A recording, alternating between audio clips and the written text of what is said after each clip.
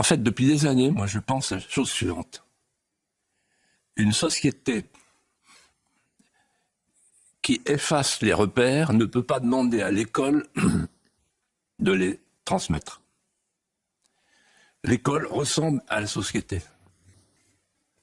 Une société violente finit par produire une école violente. Et c'est que le début. Une société déculturée finit par produire une école déculturée. Et c'est que le début. C'est la phrase de Peggy.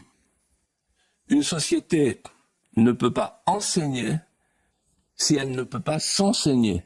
Qu'est-ce que ça veut dire? Ça veut dire qu'une société qui vit avec la peur et la honte, la peur de transmettre et la honte d'elle-même, elle ne peut pas enseigner.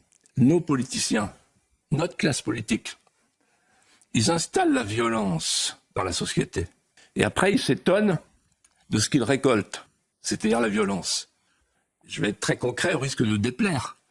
Mais quand on installe l'immigration invasive et l'insécurité, quand on a une justice qui n'est pas capable de mettre en prison un jeune de 15 ans qui a commis 30 méfaits, au nom de l'idéologie l'excuse absolutoire, ça s'appelle la violence légale. En fait, on a démoli les trois autorités, sciemment, consciencieusement. La première, c'était l'autorité paternelle. Vous avez vu, le garçon, il n'a plus de papa. Papa, il n'est pas là. C'est la maman, la pauvre, qui est toute seule pour l'élever. Là, voilà la société sans père. On a fait une société sans père et sans mère. La PMA pour tous, etc. La famille, c'est un père et une mère. Si on ne revient pas à cette notion de base, on aura d'autres drames, beaucoup plus importants.